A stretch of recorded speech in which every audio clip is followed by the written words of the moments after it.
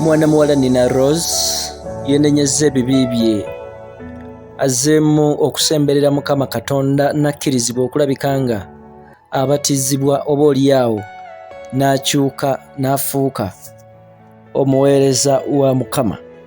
Nkwebaza okuvaayo n'otugoberera gy'osinzidde yonna wano Kampala Media TV. Ngamba kola ekintu kimu, labika nga osubscribinga, osharinga, okomentinga, twongere okulabika nga tukutuusaako ensonga ez'omuzinzi.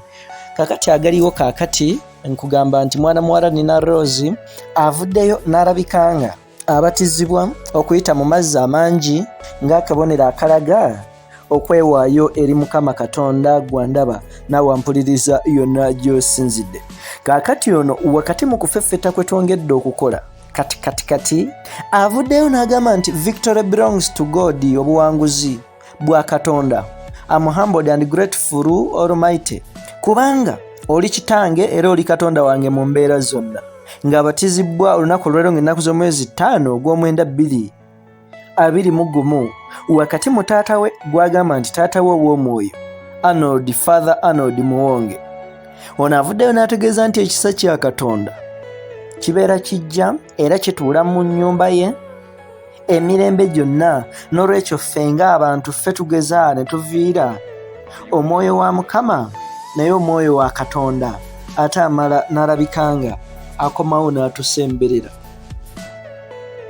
Nsobola okutegeezaako mwana muwala Nina Roz previously azze agwako ebizibu tomoni wentandika okulabika nga mbikulombojeza weewaawo tuyinza okuzibya ne tukeesa.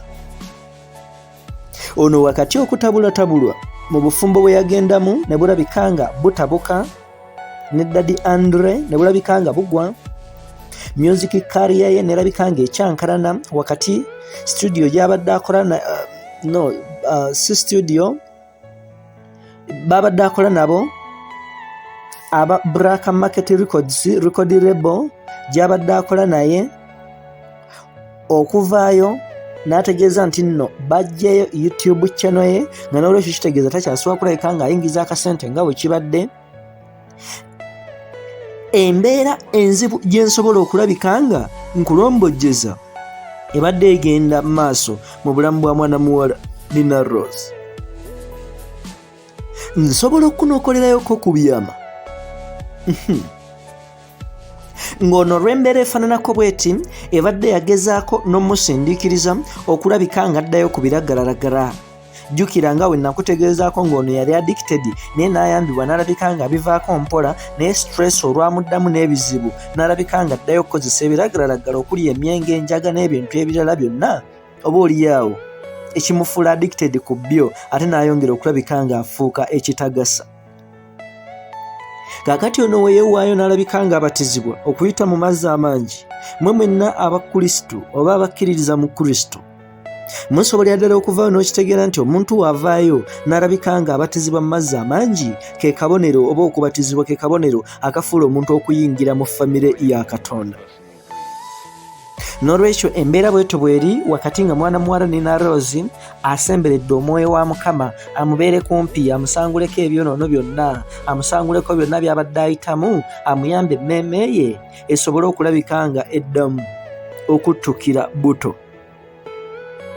Nsobola okutegeezaako abayimbi abasinga ebitundu 80 ku buli 100 bonna bano babeera ba mu kkanisa. N'olwekyo wakati mu kubeera mu kkanisa nga bayimba mu makwaya, mu kereziya, mu bikibi, mu zibandi ez'ekkanisa, ate embeera y'okunoonya akasente gye bakukunulayo ne batwala mu nsi mu bidandali mu secular, ate oba oliawo okwongera okufuuka abaweereza ba sitaani nga beekola ebintuntu ebitali bimu. Amawulire bwe gatyo we gali ku mwana muwala ono kaakati eyavuddewo mu ggwanga wano naye nga nsobola okutegeezaako amaze okubatizibwa era kati asemberedde omwoyo wa Mukama, enneema emujjudde, ebibi bye bisanguddwa binaazibbwa. Gyonna gy'osinzidde otugoberera, subscribinga, likinga, sharinga, twongere okutuusaako amawulire ge weetaaga okumanya n'obukugu obw'ekitalo wano Kampala Media TV.